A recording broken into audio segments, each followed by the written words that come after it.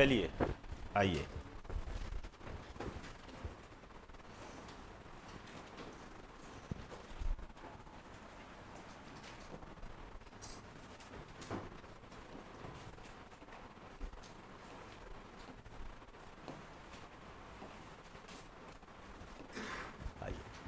आज अपने नया शुरू करने जा रहे हैं और इस नए बैच के तहत हमारी जो स्टार्टिंग है इकोनॉमिक्स से होगी। आप जानते हो जीके में ज्योग्राफी है, इकोनॉमिक्स है, ये सब अलग अलग तथ्य होते हैं, इनको आप मिक्स नहीं कर सकते। भाई ज्योग्राफी ज्योग्राफी है, इकोनॉमिक्स इकोनॉमिक्स है, साइंस साइंस है, इनका कोई संबंध नहीं होता है जैसे मैथ और इंग्लिश के अंदर होता है। तो इकोनॉमिक्स में हम करेंगे। मेरी बात को थोड़ा ध्यान से सुनना कि इसमें हमें करना क्या है। पहला दिन है, इसलिए मेरी बात को तसल्ली से समझ लेना और आगे आप लोगों की मर्जी होती है, आप इसको कितना फॉलो करते हो, क्या करते हो। नहीं करोगे तो जैसे आए हो वैसे ही रहोगे। सिंपल सोबर बात है, कड़वी बात है, बोलने में थोड़ा माहिर हूँ इसलिए कहूँगा ये बात है। यदि नहीं मानोगे कहना तो जैसे आज बैठे हो ना वैसे ही आगे बैठे रहोगे, कोई परिवर्तन नहीं आएगा, कोई परिवर्तन नहीं आएगा। ठीक है, कोई थोड़ा मोटा ऊपर नीचे हो जाए तो, लेकिन यदि सही मायने में एक गाइडलाइन के तहत उसको सुचारू रूप से ना इधर देखे ना उधर देखे ना किसी की सुने, उसका पालन कर लिया तो आप सोच नहीं सकते कि आपके जो स्कोर है इसमें कितना इजाफा होगा इस चीज़ की। लेकिन इसमें सबसे ज़्यादा दारोमदार जो होता है वो आप लोगों का होता है। ये तो आप लोगों के संस्कार होते हैं, माता पिता के दिए हुए, जो आप इसका श्रेय हमें दे देते हो कि गुरुजी आपके कारण हो गया। ऐसा नहीं होता है, हमारा केवल गाइडलाइन होती है। मैं यहाँ जो भी बताऊंगा उसको फॉलो नहीं करोगे, मानोगे नहीं तो कैसे होगा सिलेक्शन। सीधी सी बात है, पढ़ोगे तो होगा सिलेक्शन, नहीं तो भैया चाहे यहाँ कोचिंग कर लो, चाहे मेरे से ज़्यादा बेस्ट टीचर से पढ़ लो, तो भी नहीं होगा। सिंपल सी बात है। पहला दिन है इसलिए बताना जरूरी है। और फॉलो करने वालों की संख्या मेरा जितना आंकलन है, आते तो जोश जोश में है, लेकिन जोश ठंडा हो जाता है 1 महीने बाद है। और कई तो ऐसे हैं 10 दिन के बाद ही जोश ठंडा हो जाता है। तो ये इस तरीके की यदि घटनाएं करते हो तो उसके जिम्मेदार आप स्वयं होंगे भाई, सिंपल सी बात है। और सही तरीके से करोगे तो देखिए, बेरोजगारी का जमाना है, राजनीतिक दुष्प्रभाव देख ही रहे हो, पता नहीं कल क्या हो जाए कैसे हो जाए, कोई भरोसा है नहीं। जल्दी जल्दी नौकरी लग सकते हो तो लग जाओ, नहीं तो भैया इसमें आगे कुछ नहीं कर सकते। इसलिए एकाग्र होकर पूरा अच्छे तरीके से गाइडलाइन, जहाँ भी आप पढ़ते हो, जिससे मैथ पढ़ते हो, जिससे रीजनिंग पढ़ते हो, इंग्लिश पढ़ते हो, कंप्यूटर पढ़ते हो, जो भी कहीं भी जो भी आप एक्स्ट्रा विद्वान से पढ़ते हो, उसको फॉलो करो, फॉलो करो। उसका आपसे ज़्यादा बड़ा मकसद है आपको सिलेक्शन कराने का, लेकिन वो लास्ट तक आपका नाम तक नहीं जानता है। इसलिए नहीं जानता है क्योंकि उसका टारगेट होता है आपको आगे लेके जाना। मानना न मानना ये आप पर डिपेंड करता है, सिंपल सी बात है। बुरा है हमारा जितना आंकलन है बेटा, 10 बच्चे होते हैं जो इस चीज़ को बहुत आगे तक लेके जाते हैं, 90 नहीं लेके जाते। इसलिए कंपटीशन टफ नहीं है। अब ये आपको डिसाइड करना है कि आप 10 में हो या 90 में हो, सिंपल सी बात है, ये आपको डिसाइड करना है। हम तो आपको बस पढ़ा के जाएंगे, बताएंगे, आप उसको कितना फॉलो करते हो डिपेंड करता है। जैसे मैंने आपको आज से 15 दिन पहले एक बात कही थी, मैंने कहा कि इकोनॉमिक्स स्टार्ट होने वाली है और मैं बता दूंगा मंडे वगैरह को इकोनॉमिक्स स्टार्ट होगी। मैंने आपको कहा था कि जो राजस्थान पत्रिका आती है उसके अंदर एक अखबार आता है, एक पेज आता है लास्ट में बिजनेस के नाम से, इसको पढ़ते जाना। आपके समझ में नहीं आएगा, वो नहीं आएगा समझ में, मैं पहले ही कह रहा हूं। आ जाए तो अच्छी बात है भाई, समझ में नहीं है लेकिन उसको पढ़ते जाओ, पढ़ते जाओ। आप रीडिंग मारो उसकी, आगे मेरी जिम्मेवारी है। यदि रीडिंग नहीं मारोगे तो आपका और मेरा कनेक्शन बैठने में बड़ी दिक्कत आएगी। ये चीजें होती है सारी, समझे ना बात को। आपको हर चीज पर नजर रखनी है। जैसे अब आपको ये क्या न्यूज ये पता है कि ब्रिटेन से भारत में सोना आया है, गोल्ड आया है। ये न्यूज किसका हिस्सा है, कौन से सब्जेक्ट का हिस्सा है? इकोनॉमिक्स का है। अब यदि ये आपको सोना आया कब गया ये नहीं पता ना, तो फिर आप, मैं जैसे मैंने अब जिसने न्यूज पढ़ी है और हाँ यार सोना तो आया था यार, कुछ नहीं पढ़ा उसने, उसने सोना सोना शब्द पढ़ा है, एक हेडिंग पढ़ी है उसने, लेकिन जैसे ही मैंने कहा उसके साथ मेरा एक संबंध बढ़ गया। अब मैं उसको जैसे आरबीआई के बारे में बताऊंगा, उस गोल्ड के बारे में बताऊंगा, डॉलर के बारे में बताऊंगा, वो समझेगा हाँ यार नाम तो पढ़ा था मैंने। ये चीज होती है। तो ऐसे मत समझिए कि मैं वहां समझ तो पाओगे ही नहीं, वहां ऐसे कैसे समझ पाओगे, अभी तो स्टार्टिंग हुई है आपकी, एकदम से कैसे ज्ञाता बन जाओगे। लेकिन हाँ विश्वास कीजिए, जैसे आप इसको पढ़ते जाओगे एक दिन आप खुद कहोगे कि हाँ यहाँ पर जो हमें बताया गया है, जिस तरीके से बताया गया है वो एकदम सही रास्ता है। वक्त लगता है, टाइम लगता है, इसी बात का है। मेरे में भी क्षमता है 2 महीने के अंदर कोर्स कराने की। किसने कह दिया कि राकेश मेहरा में क्षमता नहीं है? कराया भी हुआ है, दूसरे संस्थानों में करवाते भी हैं, 2 महीने के अंदर सफा चट सब करवाया हुआ है। अब तो क्या करवाते हैं, खैर हम पहले करवाते थे, 20 दिन में साइंस कराई हुई है, 10 दिन में इकोनॉमिक्स कराई हुई है, लेकिन ये रास्ते नहीं होते हैं, वो ध्यान रखना। और अभी भी मैं कह रहा हूं इस अखबार को आप डेली पढ़ कर आओगे, चाहे मैं हो सकता है किसी और दिन एग्जाम्पल लूं, कभी भी एग्जाम्पल ले लूंगा आपसे मैं कि आपने वो अखबारों में पढ़ा होगा। अब यदि वो आपने पढ़ा है तो कोई दिक्कत नहीं आएगी। अब देखिए 2 मिनट मेरी बात सुन लेना। हमारा जो सिस्टम है वो इकोनॉमिक्स है। हम जो इकोनॉमिक्स स्टार्ट कर रहे हैं ना, ऐसा होता नहीं है कभी कि जैसे मैं कहूं विश्व की इकोनॉमिक्स, ठीक है ना, बोलने को हम बोल सकते हैं, लेकिन वास्तव में ऐसी कोई इकोनॉमिक्स नहीं है, ऐसा कोई देश नहीं है जिसका संबंध किसी दूसरे देश के साथ ना हो। समझ में आई मेरी बात सारी? आप देखिए रूस यूक्रेन का युद्ध हुआ, भारत पर प्रभाव पड़ा क्या? भारत कोई बंदूक लेके थोड़ी खड़ा था वहां पर, लेकिन भारत पर पड़ा ना प्रभाव। ये इकोनॉमिक्स होती है। इस कारण से वर्ल्ड इकोनॉमिक्स और इंडिया की इकोनॉमिक्स हमेशा साथ में पढ़ी जाती है, अलग नहीं पढ़ी जाती, कभी भी नहीं पढ़ी जाती है। तो इसमें हमें क्या पढ़ना होता है? अब मैं आपके एग्जाम पर आता हूं, एग्जाम पर कैसे क्वेश्चन आते हैं, क्या पढ़ना है इसके अंदर। ज्ञाता नहीं बनना, क्योंकि आपके सिलेबस में आपकी सहूलियत के लिए एक शब्द लिखा होता है, उस शब्द को समझ जाना। जनरल इकोनॉमिक्स, सामान्य अर्थशास्त्र। सामान्य अर्थशास्त्र का मतलब क्या होता है? ये सभी बच्चे पढ़ सकते हैं। इकोनॉमिक्स यदि हम पढ़ते हैं तो इकोनॉमिक्स में तो आप जानते हो पीएचडी भी होती है, वहां नहीं जाना। इकोनॉमिक्स में तो ग्रेजुएशन भी होती है, वहां नहीं जाना आपने, वहां नहीं जाना। आपने उसका एक आधारिक ज्ञान लेना है और उसके आधार पर आप कैसे देखोगे, जो 15 सालों के अंदर एग्जाम के अंदर क्वेश्चन आए हुए हैं वो आपको बताएंगे कि कहां से क्या चीज उठानी है, और फिर देखिए कैसे नहीं आते नंबर। तो 2 मिनट मेरी बात सुन लीजिए। हमें क्या पढ़ना होता है, सिलेबस बता रहा हूं। एक तो देखिए आपको ये पता होना चाहिए कि ये जो अर्थशास्त्र है, ठीक है ना, साथ साथ इंग्लिश बोलता जाऊंगा, जो इंग्लिश के बच्चे हैं वो कैच करते रहे। इकोनॉमिक्स ये क्या है, ठीक है। इसके साथ साथ हम पढ़ेंगे अर्थव्यवस्था। दोनों बातों में रात दिन का फर्क है, ठीक वैसे ही जैसे संविधान और राजनीति, कॉन्स्टिट्यूशन एंड पॉलिटी, जैसे उसमें डिफरेंस होता है वैसे इसमें डिफरेंस होता है।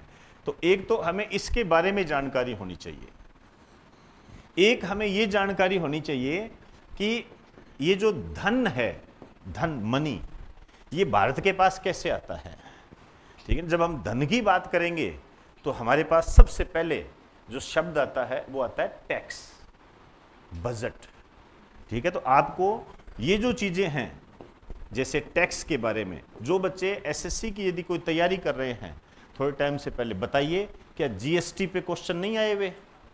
ये चीज अब जब हम क्वेश्चन पढ़ते हैं ना, पेपर देते हैं, तब ये चीजें समझ में आती है कि हम कहां बैठे हैं और क्या पढ़ रहे हैं। इसे कहते हैं स्ट्रेटेजिकल तैयारी, रणनीति के तहत की गई तैयारी। ऐसे टैक्स में तो पीएचडी होती है, वो थोड़ी करनी है आपने। जैसे आपको बजट के बारे में जानकारी होनी चाहिए, इसके बगैर काम नहीं चलेगा। बजट, हाँ टैक्स में फिर भी मैं कह सकता हूं थोड़े आसान चीजें आ जाती है।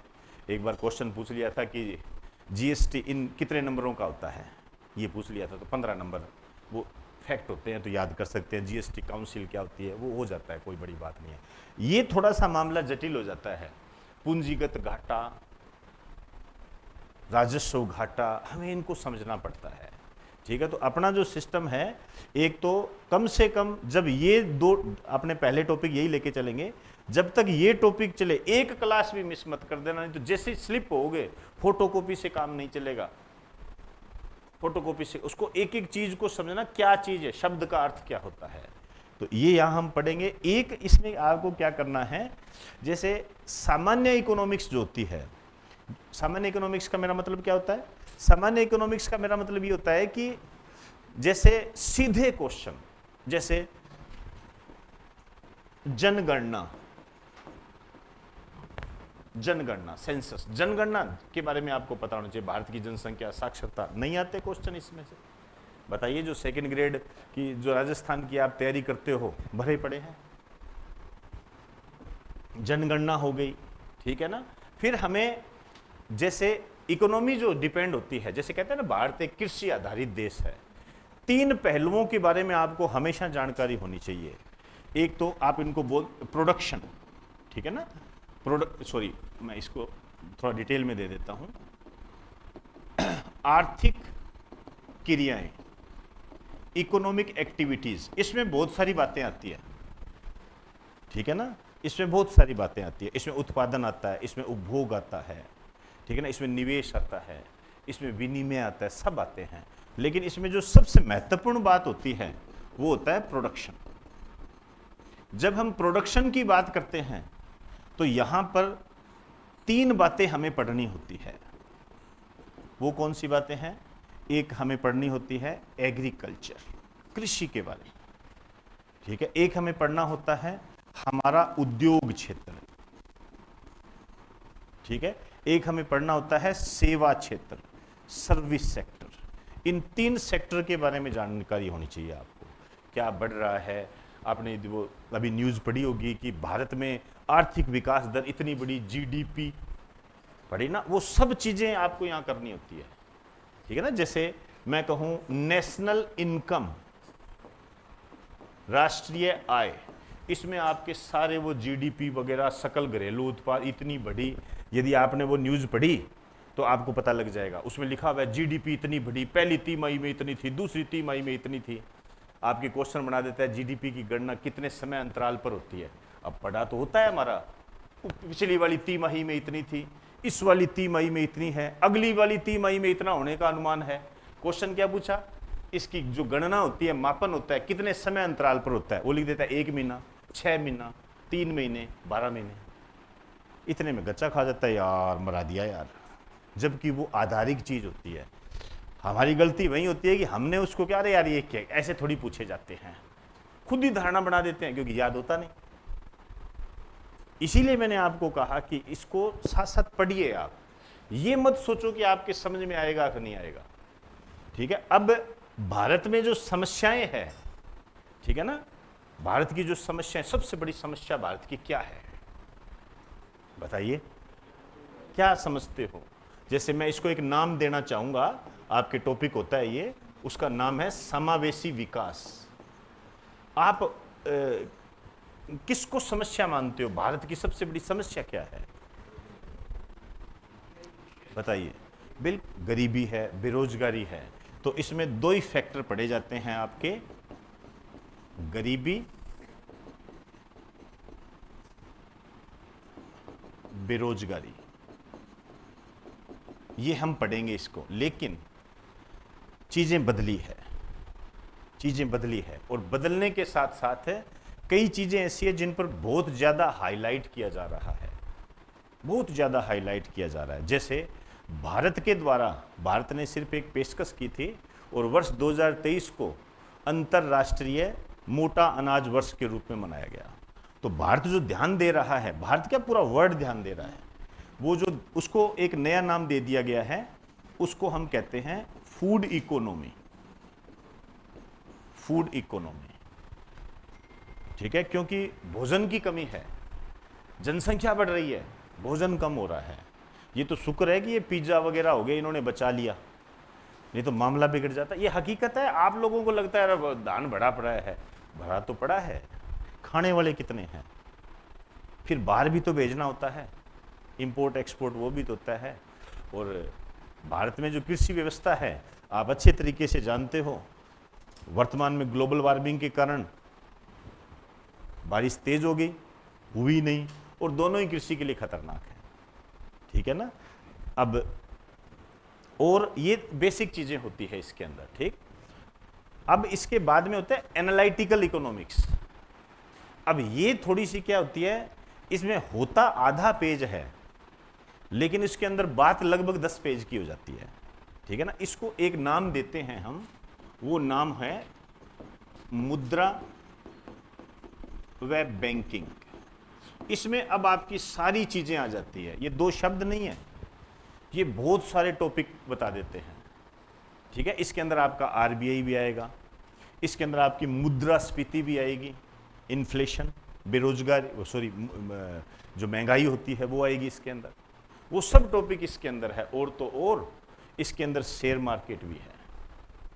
म्यूचुअल फंड नाम सुना होगा, कभी आपने पढ़ा होगा, आप लोगों में से किसी ने ज्वाइन भी कर रखा होगा। म्यूचुअल फंड होता है, आपने नहीं कर रखा होगा तो आपके घर वालों ने कर रखा होगा, जो आपके भाई बंधु है उन्होंने कर रखा होगा। आजकल ये काफ़ी चलता है। क्या होता है इसके बारे में हमें जानकारी होनी चाहिए। एनपीए क्या होता है, वो सब इसके अंदर। तो ये छोटा शब्द नहीं है। और फिर क्या होता है, एक होता है भुगतान संतुलन।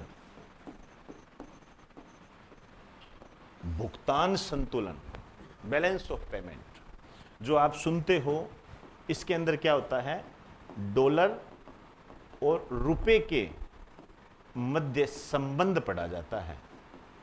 भाई $1 बराबर 83 रुपए, कैसे हुआ, कारण क्या रहा, अधिमूल्यन, अवमूल्यन, वो सब इसके अंदर है। ये शब्द है छोटे छोटे लेकिन बहुत बड़ी मार करते हैं ये। अब इसी के सॉरी इसी के अंदर हम पढ़ेंगे एफडीआई। FDI RS 2018। भारत में सबसे ज्यादा एफडीआई करने वाला देश कौन सा है? उस टाइम आंसर अलग था, आज आंसर अलग है। इसीलिए का अखबार पढ़ा करो, क्योंकि इकोनॉमिक्स सीधी नहीं है। ठीक है, कुछ आधारिक फैक्टर होते हैं, लेकिन जब तक आप इसको करंट के टच में नहीं रहोगे तब तक बात नहीं बढ़ेगी। ठीक है, तो ये अपना एक तरीके से सिलेबस है। आगे मैं एक शब्द डाल देता हूं, विविध। और सो जो बचा खुचा जो शब्दावली है वो सब इसके अंदर आ जाएगी। इतना पढ़ना है जी, इतना पढ़ना है। और इसके अंदर भी कई छुपे छुपे, जैसे मैंने कहा शेयर मार्केट इसके अंदर है, ठीक है ना, वो इसके अंदर आएगा। सेबी इसके अंदर आएगा, नाबार्ड इसके अंदर आएगा। ठीक है, और जैसे एक चीज और मैं बताना चाहूंगा, वो मैं यहां लिखी नहीं, मैंने लिख देता हूं मैं। ये भी क्या है, एक जनरल इकोनॉमिक्स का हिस्सा होता है। इसमें याद ही करना होता है, इसमें कोई ज्यादा समझने वाली बात नहीं होती है। समझने वाला पोर्शन आगे वाले पेज पर है। तो ये उतारना चाहोगे क्या है, या यहां छपा है? ठीक है। कई बार बैठे होते हैं कि अरे सर यहाँ है, यहाँ क्या है?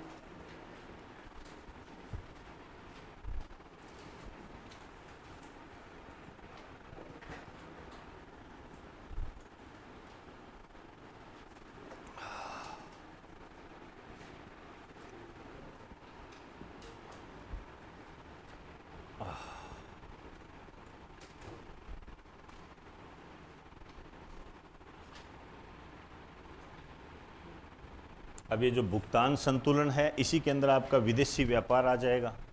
अरे कौन लिखा, आज तो ऑनलाइन सारे एक्टिव है यार।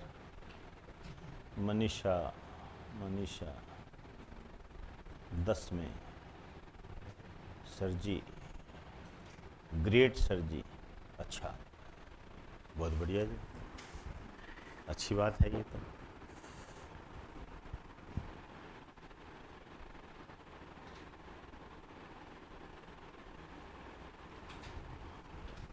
डट के पढ़िए बेटा, डट के, बस पढ़ने वाले बनिए। कंपटीशन नहीं है, ध्यान रखना, वो तुमको लगता है।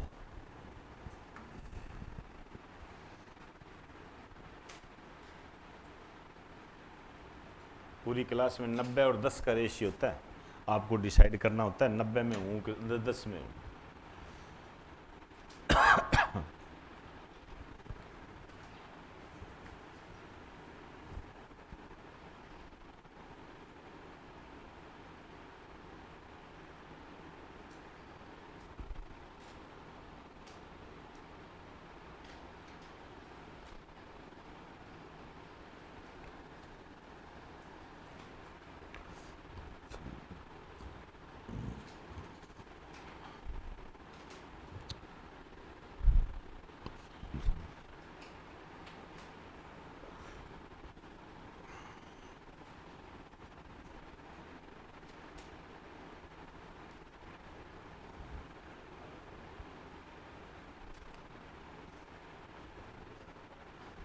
चलें, करूं आगे? आइए जी, ठीक है, चलो।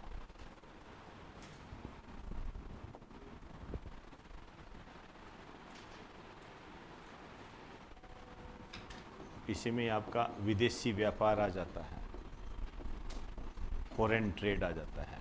ये टॉपिक बहुत छोटे छोटे होते हैं, लेकिन ये क्या है, समझ की डिमांड करते हैं।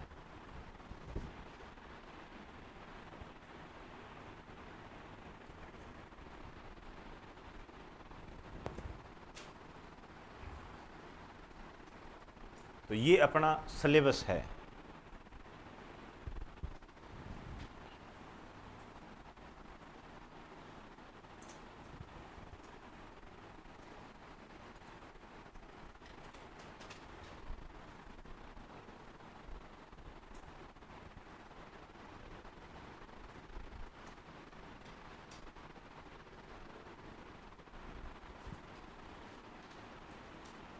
चले, आइए।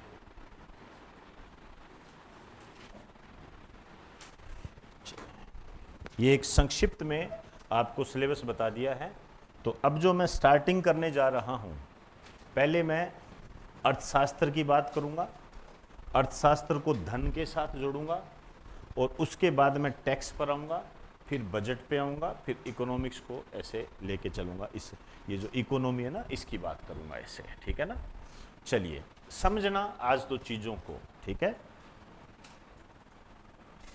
सबसे पहले हेडिंग डाल दीजिए अर्थशास्त्र। अर्थशास्त्र,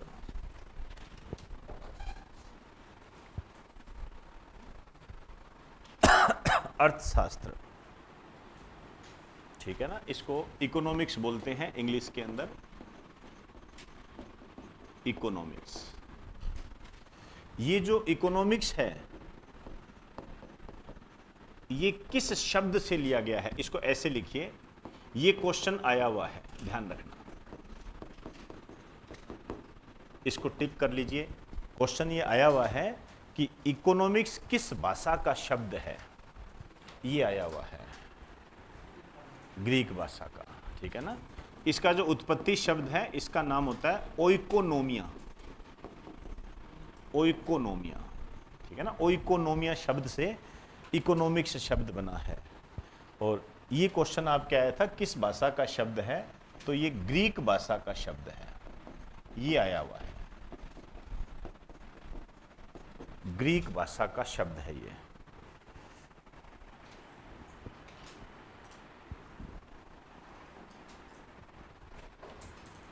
ग्रीक भाषा का शब्द है ये, ठीक है ना। अब देखिए इसका अर्थ क्या होता है। इसका अर्थ होता है घरेलू प्रबंधन। आप कह सकते हो हाउस होल्ड मैनेजमेंट, इंग्लिश में बोलते हैं इसको हाउस होल्ड मैनेजमेंट, ठीक है ना। घरेलू प्रबंधन बोलते हैं इसको, house hold management, house hold management. चलिए थोड़ा सा समझ लीजिए, वक्त लगेगा बेटा इसमें, इसको समझे बगैर क्या है आगे नहीं बढ़ सकते हम, दिक्कत आ जाएगी तुम्हारे, ठीक है। देखो घरेलू प्रबंधन कुछ भी नहीं है, आपके घर में भी अर्थशास्त्र चलता है, इकोनॉमिक्स चलती है, समाज में अर्थशास्त्र चलता है। समाज की छोड़ो, चलो हम तो अपने घर की बात करते हैं, हमारे घर में अर्थशास्त्र चलता है, ठीक है ना। आपके पापा आपकी मम्मी को कुछ पैसे देते हैं, अपने हिसाब से देते हैं। करोड़पति है तो ज़्यादा दे देंगे, हजारपति है तो कम दे देंगे, जो भी है अपने हिसाब से देते हैं। आप देखते होंगे घर अमीर का भी चलता है और गरीब का भी चलता है, ठीक है ना। अब ये इसका आधार क्या होता है, इसका आधार होता है मैनेजमेंट। 2000 रुपये में भी महीना निकलता है, 10,000 रुपये में भी महीना निकलता है। बात सिर्फ मैनेजमेंट की है, सिर्फ मैनेजमेंट की है बात। यही अर्थशास्त्र होता है। आपने यदि अपना मैनेजमेंट बिगाड़ दिया तो दिक्कत आ जाएगी, फिर व्यवस्था खराब हो जाएगी, और उसके तहत फिर आपको क्या करना पड़ेगा, ऋण लेना पड़ेगा। इंडियन इकोनॉमी में उसके भी साधन है, जैसे यदि नागरिकों के लिए कहें तो बैंक आ जाएंगे, सरकार के लिए कहेंगे तो वर्ल्ड बैंक आ जाएगा, उसके भी साधन है, ठीक है ना। अब जो ऋण लेते हैं उसका अपना एक सिस्टम होता है, ठीक है। एक ऋण लिया हमने, और ऋण लेके हमने एक गाड़ी ले ली, और गाड़ी खड़ी है, पेट्रोल भी खा रही है, उसका कोई मतलब नहीं है। एक ऋण लिया हमने, और ऋण लेके हमने एक जमीन खरीद ली, अब उसमें प्रोडक्शन हो रहा है। अब दोनों बातों में रात दिन का फर्क है, रात दिन का फर्क है दोनों बातों में, ठीक है। क्योंकि गाड़ी कब ली जाती है, जब हमारे पास बचत होती है, बचत से गाड़ी ली जाती है। गाड़ी कभी इन्वेस्टमेंट में नहीं आती है, ध्यान रखना। इन्वेस्टमेंट में तो क्या आता है, मकान आ गया, गोल्ड खरीद लिया आपने, ये आ गया, ये इन्वेस्टमेंट होता है, उसको हम बोलते हैं। वो आपको क्या कर देगा, रिटर्न देगा। गाड़ी रिटर्न नहीं देगी कभी। गाड़ी तो आपके इस तरीके से है कि आपको सुख सुविधा उपलब्ध करवाती है आपको, और गाड़ी तो हर दिन गाड़ी की कीमत गिरेगी। इतना तो जानते ही हो, गाड़ी जैसे शोरूम से बाहर निकलती है, निकलते ही कहते हैं 50,000 रुपये कम हो जाते हैं उसके, निकलते ही। बेचारी कहीं भीड़ी बाड़ी नहीं है कुछ भी, लेकिन हो गए 50,000 कम। इतना फर्क पड़ता है इन चीज़ों का, ठीक है। तो ये मैनेजमेंट बहुत महत्वपूर्ण भूमिका निभाता है। अब इसमें बहुत सारी चीज़ें आई, 2 मिनट चलो साथ साथ करो। अब 2 शब्द है, ये साथ साथ लिखो जैसे मैं लिख रहा हूं। एक अर्थ है, एक शास्त्र है। एक अर्थ है और एक शास्त्र है। ये जो अर्थ है, इसका अर्थ होता है धन, धन, ठीक है ना। इसका धन होता है मनी, ठीक है ना। अब देखिए बहुत सारी चीजें होती हैं, आगे चलकर हम बात करेंगे।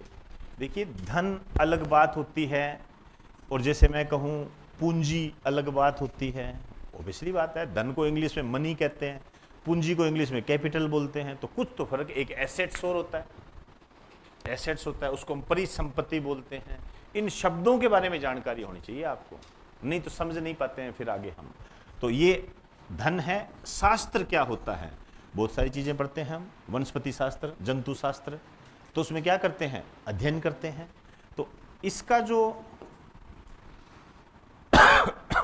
शास्त्र का मतलब होता है स्टडी, अध्ययन, और अध्ययन को आप एक नाम और दे सकते हो, विज्ञान। अध्ययन को आप विज्ञान नाम भी दे सकते हो, ठीक। आइए अब ये जो अर्थशास्त्र है, इसके जो जनक है ये है एडम स्मिथ। एडम स्मिथ इसके जनक है, टिक कर लीजिए, आया हुआ क्वेश्चन है, और इसने जो भी बातें कही वो भी आया हुआ है। इसने एक तो अर्थशास्त्र की परिभाषा दी। इसका पहला प्रमुख कथन क्या है, लिख दीजिए। अर्थशास्त्र धन का विज्ञान है। अर्थशास्त्र धन का विज्ञान है। अर्थशास्त्र धन का विज्ञान है।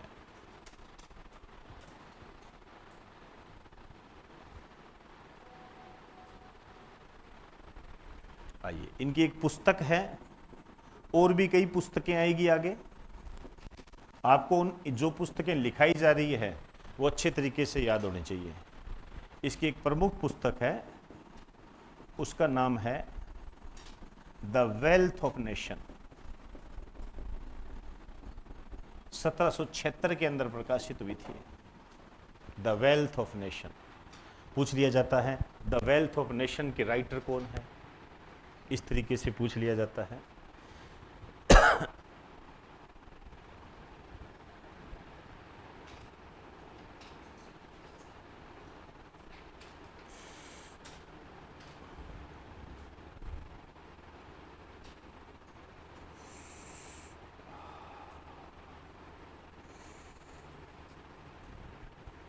चलो आइए, वापस आ जाइए अर्थशास्त्र पे। आधुनिक अर्थशास्त्र के जनक, फादर ऑफ मॉडर्न इकोनॉमिक्स, आधुनिक अर्थशास्त्र के जनक जॉन मेनार्ड किन्स, ओनली इसको किन्स के नाम से भी कई बार जान लिया जाता है। आधुनिक अर्थशास्त्र के जनक है ये। बस अभी तो इसका नाम ध्यान रखो, आगे इसका बाद में भी और भी नाम आएगा, और भी हम पढ़ेंगे, इसका बार बार नाम आएगा ये। आइए अब आ जाइए अर्थशास्त्र से संबंधित पुस्तकें।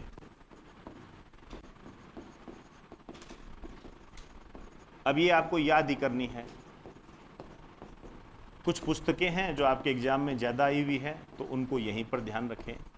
जैसे एक इंडिया डिवाइडेड, इंडिया डिवाइडेड, ये जो इंडिया डिवाइडेड है इसके राइटर है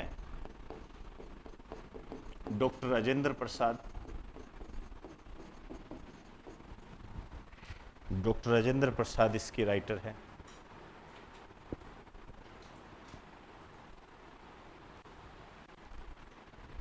दूसरा है the land system of British India, the land system of British India, ये भी आया हुआ है। ये बेडेन पावेल की है।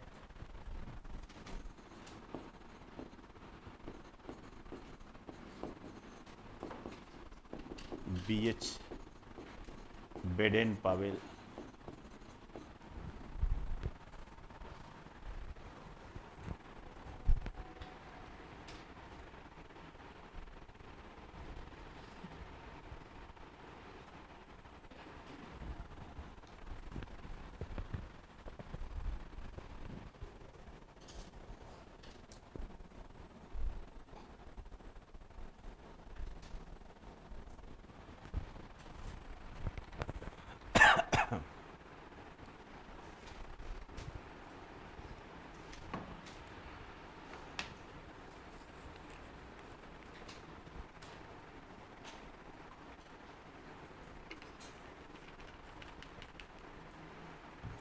चले आइए, ये एक बेसिक जानकारी है जिसमें ये क्वेश्चंस आए हुए हैं। जॉन मेनार्ड, ऐसा कोई लाइन नहीं है जो क्वेश्चन नहीं आया हुआ। यहां तक पूछा गया किसने कहा था कि अर्थशास्त्र धन का विज्ञान है, एडम स्मिथ ने। जनक कौन है, ये सब पूछे गए हैं। इसमें कोई किंतु परंतु ही नहीं है। यदि ये चीजें आपके याद नहीं है तो वैसे भी आप अलग हो कंपटीटर से, क्योंकि ये तो जिसका सिलेक्शन होता है उसकी जबान पे होती है चीजें। तो इनको तो रटना बढ़िया तरीके से, क्योंकि इसमें कोई समझने वाली बात नहीं है। अब हम बात कर रहे हैं, लिखिए, अर्थशास्त्र के प्रकार, टाइप ऑफ इकोनॉमिक्स। अर्थशास्त्र के प्रकार, थोड़ा ध्यान से करना। इसको दो भागों में ऐसे बांट दीजिए, दो भागों में बांट दीजिए इसको।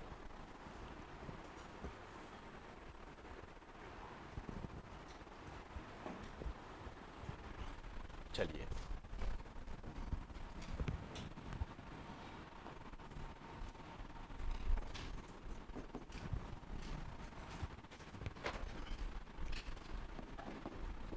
इसको कहते हैं समशिष्ट, सॉरी, इसको पहले ये लिखो, व्यशिष्ट अर्थशास्त्र। व्यशिष्ट अर्थशास्त्र, इंग्लिश थोड़ा ज्यादा इजी रहेगा। माइक्रो इकोनॉमिक्स बोलते हैं इसको, लेकिन ये हिंदी शब्द भी कई बार आया हुआ है। दूसरा होता है समशिष्ट अर्थशास्त्र, इसको कहते हैं मैक्रो इकोनॉमिक्स। मैक्रो इकोनॉमिक्स बोलते हैं इसको, मैक्रो इकोनॉमिक्स।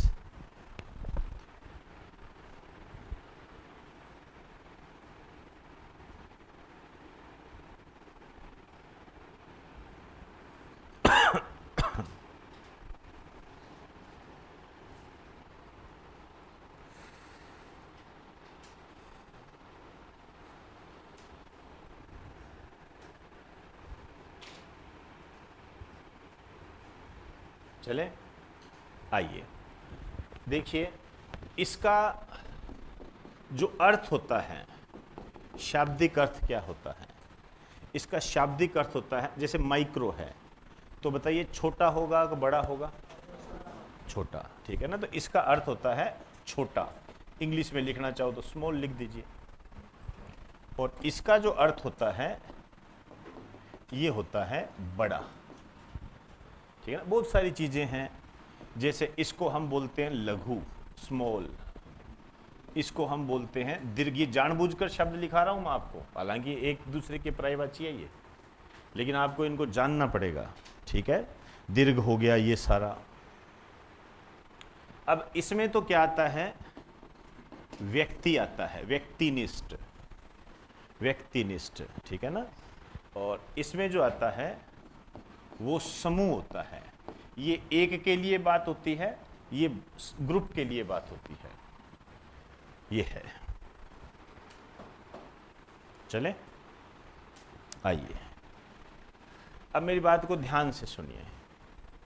इधर देखिए एक बार।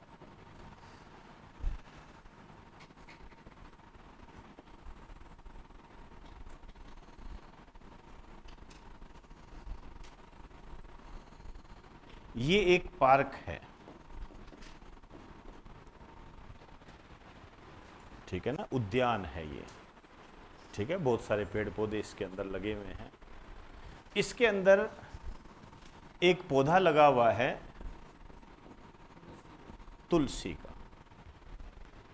पार्क है, बरगद का पेड़ भी लगा है, नीम का भी, आम का भी, सबका पेड़ लगा हुआ है। एक इसके अंदर तुलसी का लगा हुआ है, ठीक है ना। तो देखिए, यदि आप इस पार्क का अध्ययन करते हो, मतलब पूरे पार्क का अध्ययन करते हो, तो कौन सा अर्थशास्त्र हो जाएगा? समशिष्ट, ठीक है। और यदि आप इस तुलसी का अध्ययन करते हो, मतलब उस पार्क के अंदर एक तुलसी है, उसका यदि आप अध्ययन करते हो, तो फिर वो क्या हो जाएगा? ये। ठीक ऐसे ही जैसे ये उद्योग क्षेत्र है, उद्योग क्षेत्र। उद्योग तो बहुत सारे हैं, बहुत सारी चीजें हैं, कोयला है, पेट्रोलियम है, सब चीजें हैं। अब ये उद्योग है, इसके अंदर क्या है? एक रिलायंस है, एक कंपनी है रिलायंस। वही बात, यदि आप रिलायंस का अध्ययन करते हो तो क्या हो जाएगा? Micro economics. और यदि आप पूरे उद्योग का अध्ययन करते हो तो क्या हो जाएगा? ये दिमाग में रखनी है आपने, समझे ना। और फिर आगे क्लियर हो जाएगी सारी चीजें, वो मैं आगे पकड़ लूंगा। ये बात बताइए समझ में आई कि नहीं आई? क्योंकि सीधा क्वेश्चन नहीं आएगा, ये आपको जब पेपर मिलेंगे तब बताएंगे आपको, तब आप उनको सोल्व करोगे ना, तब जो परेशानियां आएगी तब आपको मेरी बात ये याद आएगी। सीधा नहीं आएगा कोई क्वेश्चन, ठीक है ना। ये मैंने आपको समझाने के लिए बताया। यहां तक क्लियर हो गई क्या? ना समझ में आए पूछ लेना, ये बेस होता है। यहां गड़बड़ी हो गई तो आगे गड़बड़ी तय है, फिर समझ में नहीं आती ये चीजें, ठीक है ना। अच्छे तरीके से और सिंपल लैंग्वेज में समझ के जाओ। सीधा क्वेश्चन तो वही है, अर्थशास्त्र के जनक कौन है? याद है तो ठीक है, नहीं तो नहीं, ठीक है। एक बार बनाओ इसको, फिर हम आगे की बात करते हैं इसमें।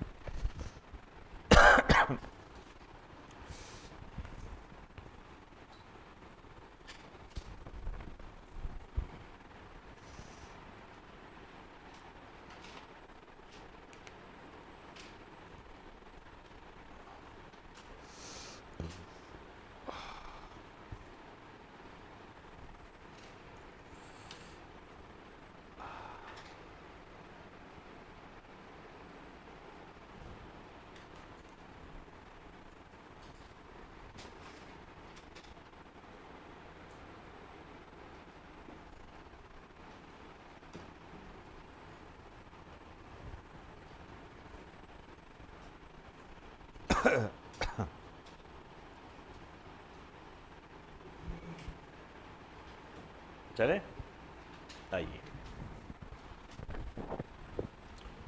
स्टार्टिंग करते हैं अंतर की। इसमें लिखो यह व्यक्तिगत स्तर, व्यक्तिगत स्तर का मतलब क्या होता है? इंडिविजुअल, ठीक है ना, जैसे कोई व्यक्ति हो गया, ठीक है, जैसे कोई फर्म हो गई, जैसे कोई कंपनी हो गई, ठीक है ना, ये व्यक्तिगत, व्यक्तिगत, ठीक है ना। जैसे मेरा ये संस्थान किस में आएगा? व्यक्तिगत में आएगा, ठीक है ना। व्यक्तिगत स्तर की आर्थिक गतिविधियों का अध्ययन होता है, कि आर्थिक गतिविधियों का अध्ययन होता है व्यक्तिगत स्तर के।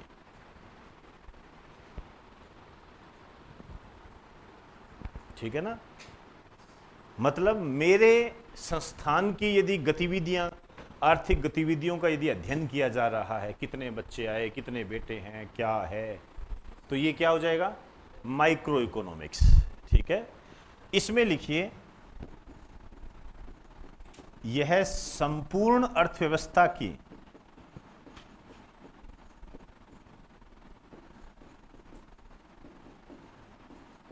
आर्थिक गतिविधियों का अध्ययन होता है।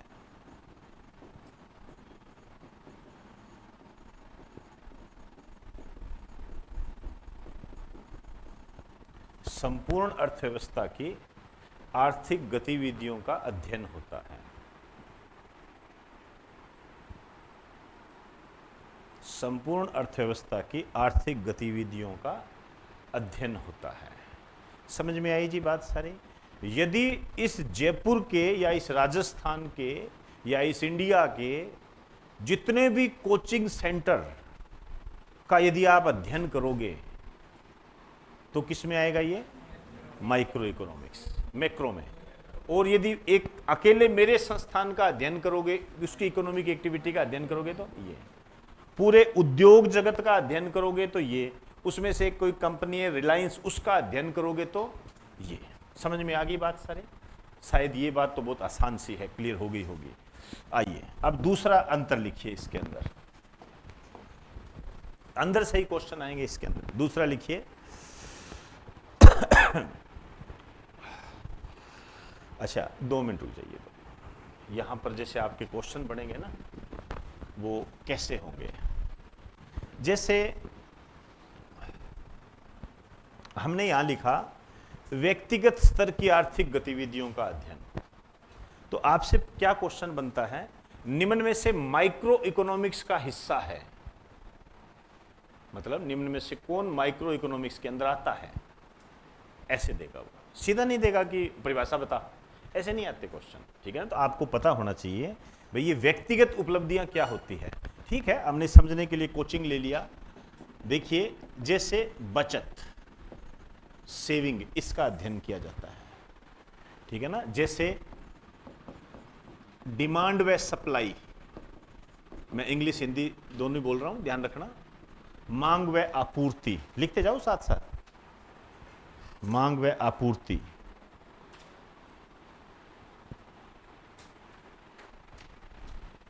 ठीक है ना। और उत्पादन,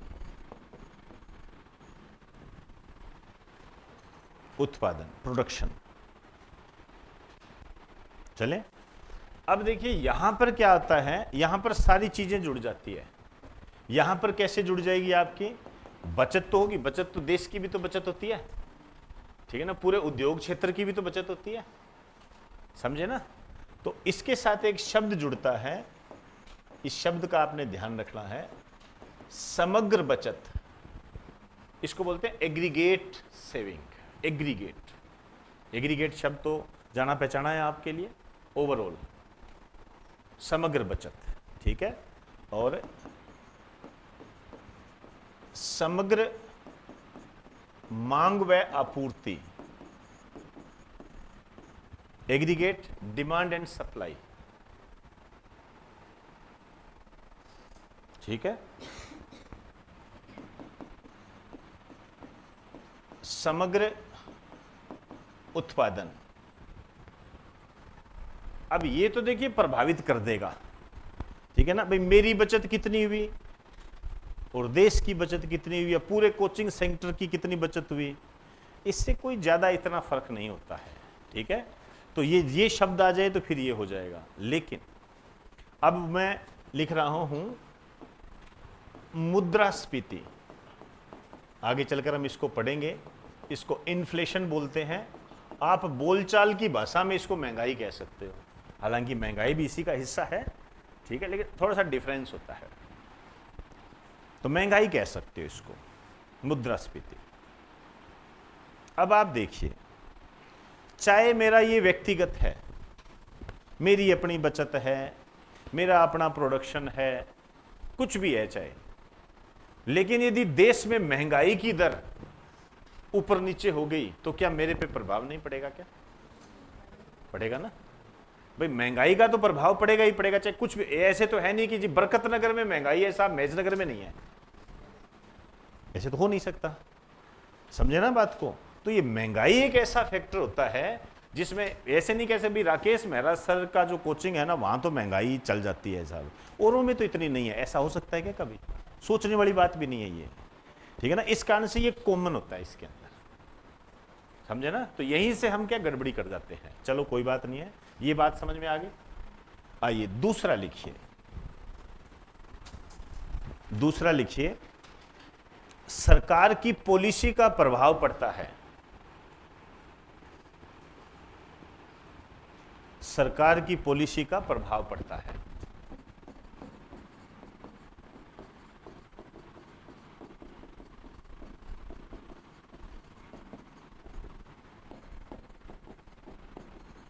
सरकार की पॉलिसी का प्रभाव पड़ता है।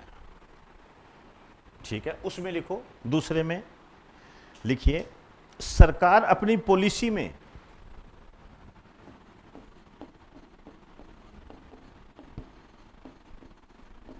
सरकार अपनी पॉलिसी बनाते समय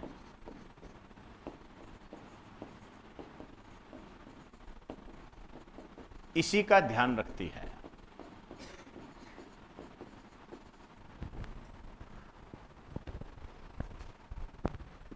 सरकार अपनी पॉलिसी बनाते समय इसी का ध्यान रखती है।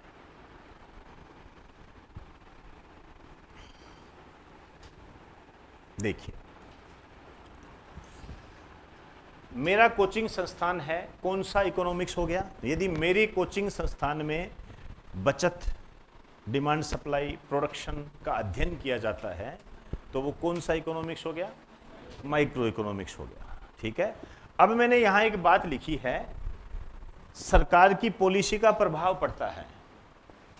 सरकार जो पॉलिसी बनाएगी मेरे पे इफेक्ट पड़ेगा। बताइए पड़ेगा कि नहीं पड़ेगा? पहले तो ये बताइए। बिल्कुल पड़ेगा। ठीक है, क्या सरकार मेरे संस्थान को देखकर पॉलिसी बना रही है? वो किसको देखकर बना रही है? पूरे कोचिंग सेक्टर को, पूरे कोचिंग सेक्टर को देखकर नीति बना रही है। उसमें राकेश मेहरा जी के क्लासेस कुछ नहीं है, यही भी ना बात सारी। लेकिन मेरे पे प्रभाव पड़ गया। जैसे सरकार ने कहा कि ये जो कोचिंग संस्थान है, ठीक है ना, है ये, ध्यान रखना, ये 28% जीएसटी देंगे। इतना जीएसटी लगता है हमारा, आपको जानकर हैरानी होगी, इतना लगता है। 28% जीएसटी देना पड़ता है ये। तो 28% जीएसटी देना पड़ेगा, तो क्या मेरे संस्थान पर प्रभाव नहीं पड़ेगा? बिल्कुल पड़ेगा, ऑब्वियसली बात है। आप कह सकते हो सर तो दिक्कत कहाँ है, फीस बढ़ा दो। दिक्कत तो नहीं है फीस बढ़ाने में, बढ़ा दी फीस, मैं तो एडजस्ट हो गया। लेकिन आप लोग जो जहां से आते हो वो उसको थोड़ी एडजस्ट कर पाओगे, समझे ना? वो थोड़ी एडजस्ट कर पाएंगे। आप तो अपने हिसाब से चलोगे ना, सर मैं तो, मेरा तो हिसाब इतना ही है साहब। कोई कह दे जी 1 करोड़ रुपए फीस है, तो धन्यवाद साहब, मैं नौकरी नहीं लगना चाहता। यही होता है। मतलब जो फी होती है वो तालमेल वाली होगी ना, तभी तो काम चलेगा। नहीं तो आज आपको कह दे कि ये जो पेन है ये 500 रुपए का है, तो आप कहोगे नहीं जी मेरे को तो रेनॉल्ड वाला दे दे 5 रुपए वाला, इसको साइड में रख दे, तो बिकेगा ही नहीं। तो फिर इसका महत्व क्या रह गया? कुछ नहीं। समझे ना बात को? यदि ये ज्यादा हो जाता है तो गड़बड़ी हो जाती है फिर। तो इसमें लिख दीजिए, एग्जाम्पल साथ साथ लिखो ताकि जब आप पढ़ोगे तो दिक्कत नहीं आएगी। लिख दीजिए, सरकार के द्वारा टैक्स बढ़ाने से पड़ने वाला प्रभाव, सरकार के द्वारा टैक्स बढ़ाने से पड़ने वाला प्रभाव।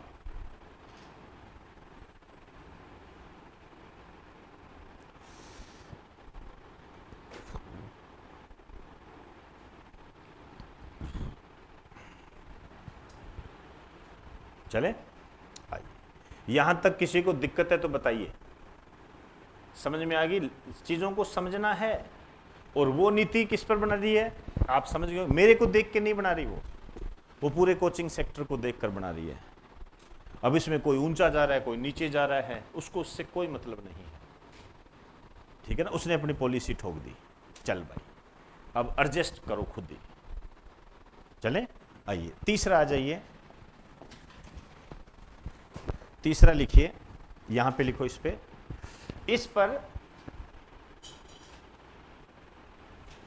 पर व्यक्तिगत नियम, इस पर व्यक्तिगत नियम होते हैं।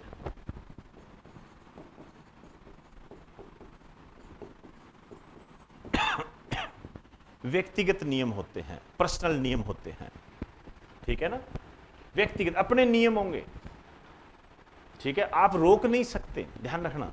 आप कहते ऐसे कैसे कर ले, जैसे फॉर एग्जाम्पल आप जाते हो, हालांकि अब और जगह भी होने लग गया ये, जैसे कई जगह लिखा होता है 3 दिन फ्री डेमो, एक बार पढ़कर डिसीजन ले, आता है ना, ठीक है ना। सफलता की जांच सफलता के साथ, 6 महीने में नौकरी लगाने की गारंटी देते हैं हम, है ना। एक बार जाके आ जाओ, अपने आप ज्ञान हो जाएगा। एक बार जाके, क्योंकि हम वहीं से उठ कर आते हैं, एक बार जाके आ जाओ, ठीक है ना। तो उसके अपने व्यक्तिगत नियम है, मेरे अपने व्यक्तिगत नियम है, मैंने अपने आधार पर रखे हैं, उनके अपने आधार पर रखे गए हैं, तो दोनों का आधार अलग अलग है, ठीक है ना। जैसे बहुत सारी कंपनियां हैं टेलीकम्युनिकेशन की, जियो आई, उसने कहा फ्री प्लान, मैं फ्री दूंगा, समझे बात को, सभी को बांट दिया डाटा फ्री में। वहीं से बर्बादी चालू हुई थी युवा वर्ग की। जिस दिन उसने कहा था ना फ्री, उस दिन बर्बादी चालू हो गई थी। नहीं, हकीकत है ये। क्यों? इसका कारण होता है, आज मेरे पास मोबाइल होगा ना तो मुझे उसका इस्तेमाल करना आता है। एक 15 साल 16 साल 18 साल के बच्चे के पास जब मोबाइल होगा ना, उसका इस्तेमाल वो किस तरीके से करेगा, मेरे से ज्यादा आप जानते हो। समझे ना बात को। मैं सेट कर सकता हूं उसको, उस सिस्टम को, मैं उसका फायदा उठा सकता हूं, आप नहीं उठा सकते। इसमें कोई वो बुराई वाली बात नहीं है। ये एज ग्रुप होता है, एज ग्रुप होता है। वो उसी दिन से चालू हो गया था मामला सारा बिगड़ना, और आज तक लगातार चल रहा है। ये लाइब्रेरी में क्या करते हैं, मोबाइल डाउनलोड करते हैं, फिल्में डाउनलोड करते हैं, रात को लेट लेट के देखते हैं उसको। नहीं है तो बता दीजिए। तो तभी मैंने आपको कहा कि 100 में से 10 बच्चे, तभी मैंने आपको कहा। मैं हर जगह देखता हूं, कई बार गुजरता हूं, लाइब्रेरी थड़ियों पे बैठे हैं, चल रहा है काम। हाँ, अपनी क्लास में भी कई बच्चे आते हैं, वो क्या होता है, उनके 1.5 घंटे बैठते हैं, वो नहीं बैठ सकते, वो फिर वहां जाके बीड़ी पी के आते हैं। यार बीड़ी पीते हैं यार, वो कारण नहीं बैठ सकते वो इतनी देर। वो चाहे कुछ भी कहते रहे, मैं ऐसे, मैं बलवान और मैं धनवान, कुछ भी कह दे, वो सब खोखला होता है। वो एक बीड़ी के सहारे पर बैठे होते हैं। इधर है, इसी क्लास के अंदर है। मैं जब यहां से आता हूं तो स्मेल फेंकते हैं, वो पता नहीं लगता क्या कमाल करते हो यार। लेकिन क्या कहें उसको कि बीड़ी मत पी, थोड़ा दूर जाके पी लेगा वो तो उस दिन होना चाहिए था जिस दिन उसने पहली बार बीड़ी के हाथ लगाया और मारते 5-6 थप्पड़, और उसको बताते नहीं भी क्यों मारा तेरे। वो खुद मंथन करता है कि मेरे पड़ी कैसे आज, तब फिर नहीं करता। उस टाइम किसी ने मारा नहीं तो अब छुप के बीड़ी पीता है वो। ये कारण, बैठ नहीं सकता वो, हिम्मत नहीं है, शरीर टूटने लगता है। हकीकत है। जैसे चाय नहीं पीते ना यार, चाय दे यार, थोड़ा सा अजीब सा हो रहा है, चाय भी तो नशा ही है, ठीक है। बस उसको सब पीते हैं तो वो नशा नहीं है। बीड़ी थोड़ी छुप के पीते हैं इसलिए थोड़ा नशा हो जाता है। ये है, तो ये है, हकीकत है ये। वो खराब हो गया था मामला सारा। बहुत प्रभाव पड़ा था उन चीजों का। अब इन व्यक्तिगत नियमों का, ये एक बार लिखो इसमें, फिर आगे समझाता हूं। लिखिए, व्यक्तिगत नियमों का इस पर प्रभाव पड़ता है।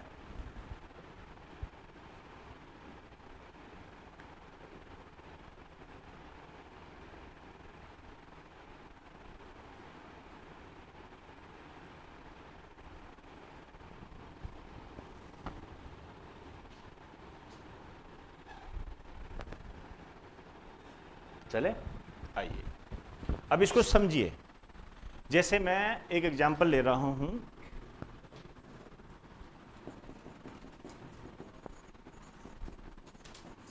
रिलायंस का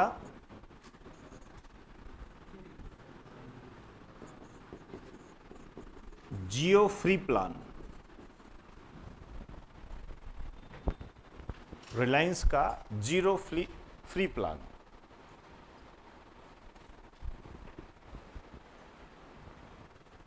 आया था ना?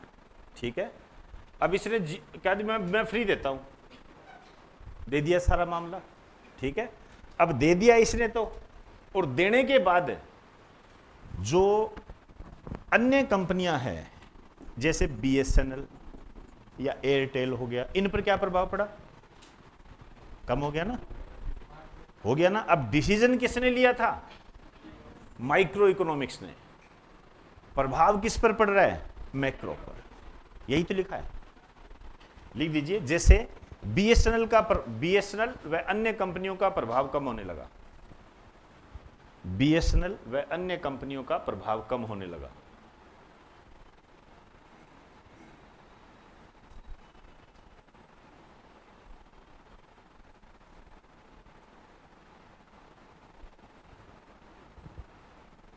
ठीक है, होगी बात सारी। तो ये फर्क पड़ता है इन चीजों का, ध्यान रखना इसका। ऑनलाइन चला था कोचिंग सेक्टर में, 99 रुपए में पढ़िए जीके, पूरी संपूर्ण जीके 99। एक मेरे को आज तक समझ में नहीं आया ये 999 99 पता नहीं क्यों करते हैं। उसको होता है, फीलिंग आती है, 99 होते हैं ना, कम ही तो है, सो और जो आप देखिए 1 रुपए का फर्क है लेकिन पहचान नहीं पाता है वो। तो हुआ था ना, 99 रुपए में ले जाओ, थोड़ा सा आगे बढ़े तो 125 रुपए में ले जाओ। जय Shri Ram special group, special batch, यहां नहीं पढ़ा तो कहीं नहीं पढ़ा, राम बाण थे ना, ये थे ना। अब उस डिसीजन का प्रभाव तो पड़ा, लेकिन वही चीजें हैं। जिस तरीके से जियो को आज लेने में लोग घबराते हैं, क्योंकि सबसे ज्यादा रेट इसी के है, सब ज्यादा। लेकिन उसने क्या, एक आदत लगा दी आपको, अफीम चटा दी, अफीम चटा दी। अब ये कितने में देगा आप लोगे, इसने आदत लगाई आपको 1.5 महीने। ठीक है, इसकी स्ट्रेटेजी है, हम उस पर नहीं जा रहे हैं। इसकी अपनी स्ट्रेटेजी, मार्केटिंग, इसको मार्केटिंग बोलते हैं। वो तो हमें लग रहा था कि कितना बेवकूफ आदमी है, फ्री में दे रहा है। फ्री में नहीं दे रहा, दिमाग निकाल रहा है तुम्हारा, और वो निकाल लिया, सक्सेस हुआ ये। आज देखिए, थोड़े से टाइम के लिए आई थी, टॉप पर है, दिमाग निकाला इसने। दिमाग निकालना आना चाहिए, और निकाल लिया। हकीकत है ये, मेरे पास भी जियो है भाई, और सभी के पास जियो है। बीएसएनएल किसके पास है? सोचो, पूरी क्लास की बात कर रहा हूं, पूरे देश की बात करोगे तो सोच ही नहीं सकते। समझे बात को? बहुत लंबी आगे की बातें होती है ये इसको सरकार बढ़ाएगी, तभी तो बीएसएनएल फेल होगा। और जब बीएसएनएल फेल होगा तभी तो वो कहेगी ये घाटे का सौदा है, इसका निजीकरण किया जाता है। आगे बढ़ेंगे हम, तभी तो प्राइवेटाइजेशन करेगी, तब फिर बीएसएनएल में सरकारी नौकरी नहीं निकलेगी, तो सरकारी नौकरियों के निकलने की दर क्या हो जाएगी? कम हो जाएगी। इसका ये दूरगामी परिणाम होते हैं। ये आज आप बीएसएनएल नहीं खरीद रहे हो, अरे क्या यार वो नहीं देता, यही चीज सरकार चाहती है कि आप मत खरीदो, आप इसको मत खरीदिए। यही तो वो चाहती है, तभी तो ये घाटे में जाएगा। तभी तो वो कहेगी बीएसएनएल के कारण सरकार को हुआ घाटा, सरकार इसको बेचने की तैयारी कर रही है। 1-2 बार तो आ गया बेचने में, बिका नहीं है, कौन ले इस डमडेर को? ये चीजें होती है। तो फिर ये धीरे धीरे क्या होता है, ये सेक्टर खत्म हो जाता है। ठीक है। और इससे क्या होता है, जैसे अमेरिका जैसे देशों में यदि आप ऐसा करते हो तो फायदे का सौदा होता है, क्योंकि वहां पर पूंजीवादी अर्थव्यवस्था है। हमारे यहाँ देश में करते हो तो हमारे यहाँ असमानताएं बहुत है, ठीक है ना। गरीब बहुत ज्यादा गरीब है, अमीर बहुत ज्यादा अमीर है। इस कारण से फिर इससे मुकाबला नहीं हो पाता है। फिर जो निचले तबके के लोग होते हैं, ग्रामीण क्षेत्र के जो लोग होते हैं, जो ग्रुप डी की तैयारी करते हैं, इनकी तैयारी करते हैं, वो दब जाते हैं, क्योंकि उनके लिए वैकेंसी नहीं आती, ठीक है। और वो सीधे जियो में जा नहीं सकते, क्योंकि यहाँ इंग्लिश बोलनी होती है। अपने को ABCD सिखाएगी 5वीं क्लास में। ये प्रभाव पड़ता है, ये चीजें होती है। समझ में आई बात सारी? आइए चौथा आ जाइए इस पर, लिखिए। इसमें समशिष्ट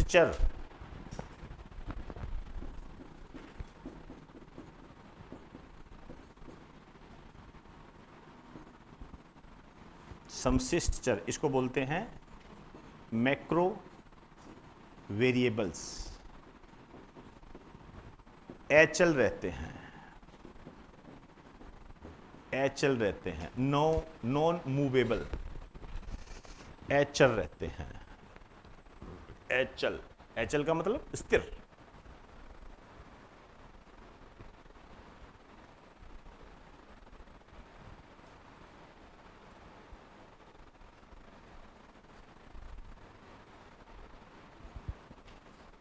चले, आइए।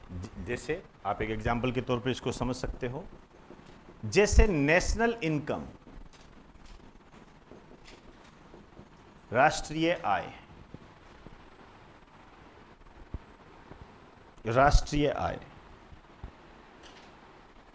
नेशनल इनकम, ठीक है ना। अब राष्ट्रीय आय है, इसको हम क्या मान के चलते हैं? स्थिर मान के चलते हैं।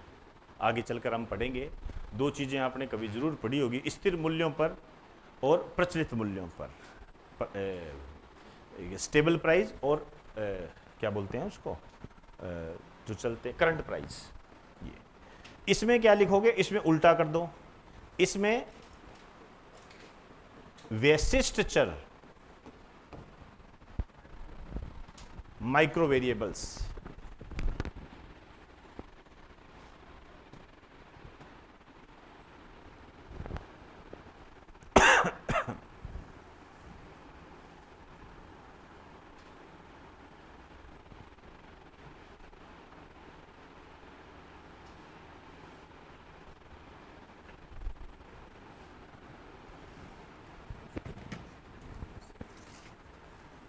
ठीक है। अभी 2 मिनट रुक जाइए आप।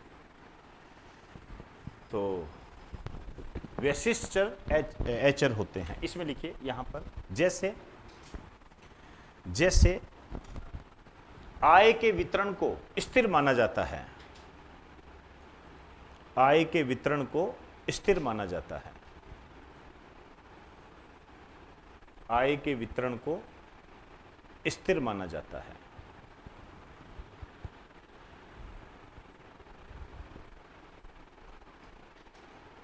जैसे वर्तमान में यदि मैं आपको एक डाटा बताऊं, लिखना नहीं है, समझ लीजिए। भारत की प्रति व्यक्ति आय जो है लगभग 75,000 रुपए है। प्रति व्यक्ति आय 75,000 रुपए है, समझे ना। प्रति व्यक्ति आय। तो आय जो होती है ना, ये क्या होती है कि साल पर होती है, ध्यान रखना, ठीक है ना। मंथली की नहीं है, ये साल की है, ये प्रति व्यक्ति आय। अब प्रति व्यक्ति आय 75,000 रुपये है, क्या ये सही है? बताइए। इसका कारण क्या है? हम इसके वितरण को स्थिर मानते हैं। जब हम नेशनल इनकम वगैरह आय निकालते हैं ना, तो उसके अंदर मुकेश अंबानी की भी इनकम आती है, और हमारा जो मजदूर जो सफाई करता है उसकी भी इनकम आती है। ये विसंगति है। इस कारण से हम सही डिसीजन नहीं ले पाते, समझे ना। कि मतलब जब भारत की इनकम निकलती है तो उसमें मुकेश अंबानी को भी शामिल किया जाता है, एक मजदूर को भी शामिल किया जाता है। अब मजदूर तो कमा रहा है 500 रुपए एक दिन के, और वो कमा रहा है 1 सेकंड के 500 रुपए। समझे ना बात को, ये विसंगति है, इसी बात को दोहराया गया इधर। ठीक है, ये चार चीजें आपको ध्यान रखनी है। आइए अब पांचवा आप ऐसे लिखिए, पांचवा लिखिए समर्थक।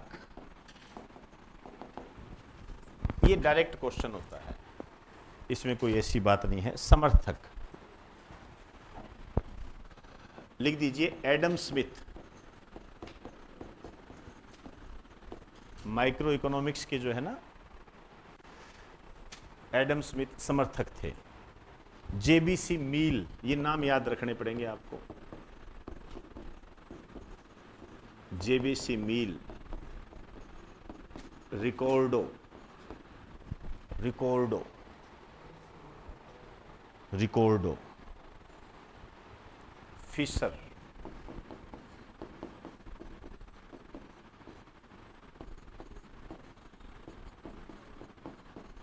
Alfred Marshall, Alfred Marshall, Alfred martial.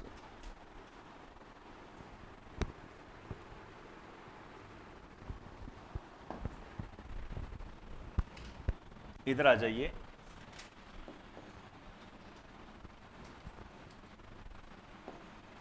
Karl Marx, इधर लिखिए कार्ल मार्क्स। माल्स,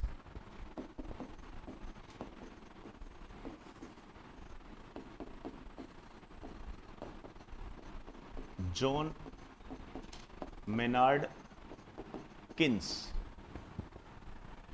ये जो जॉन मेनार्ड किन्स है, इन्हें कहा जाता है फादर ऑफ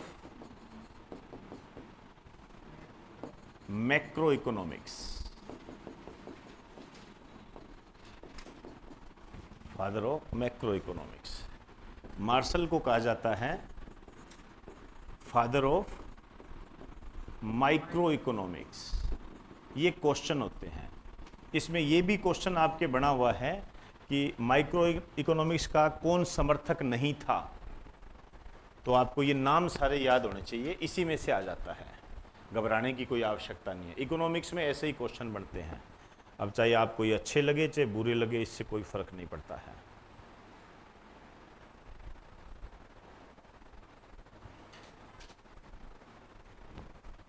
ठीक, तो ये हमने अर्थशास्त्र के बारे में बात की, और अब इसके बाद में जो है हम कल टैक्स के बारे में पढ़ेंगे, वो नए टॉपिक के रूप में कल ही लेके चलेंगे, अभी टाइम भी हो गया अपना। चलो आइए, उसको बुलाना। अपना पेपर हुआ था सैटरडे को, 1 जून को। इसमें इंडियन पॉलिटी का पेपर हुआ था, और इसके अंदर पूरी इंडियन पॉलिटी दी गई थी आपको, मतलब ये पूरा पेपर था ये, ठीक है ना, पूरा पेपर था ये। तो इस पूरे पेपर में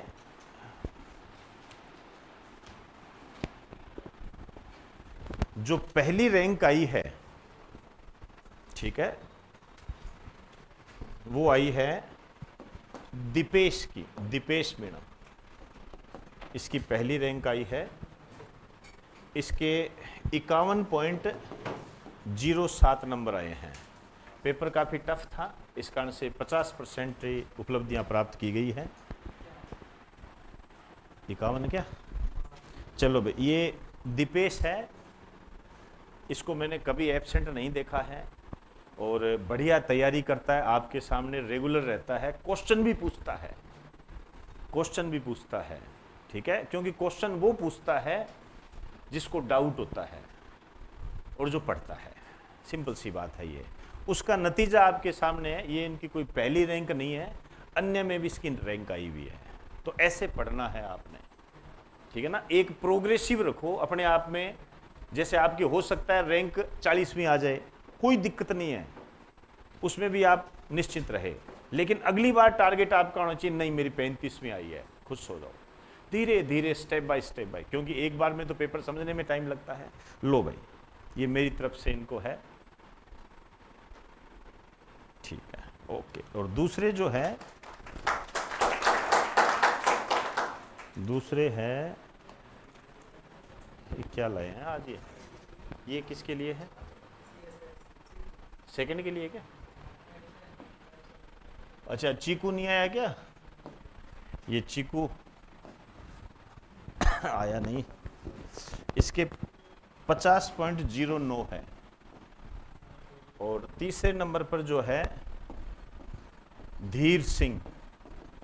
ये धीर सिंह तो वही है, सीपीओ बन गया जो, आया है क्या? 46.75। ये एसएससी सीपीओ में इसका सिलेक्शन हो गया था, आप लोगों से मिलवाया था मैंने इसको। धीर सिंह दोपहर वाले बैच में आता है वो, ठीक है।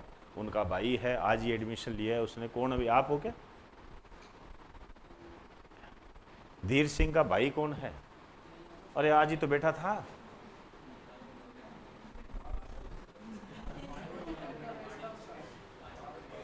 क्या चीज़ है? अच्छा अच्छा अच्छा, आप तो धीर, ठीक ठीक ठीक, आप तो राजू भाई के हो उसके। चलो जी ठीक है, शाम वाले बैच में ही आता है वो। चलो जी बहुत बढ़िया। हाँ 2 मिनट रुक जाओ भाई एक बार। नहीं अभी अभी अभी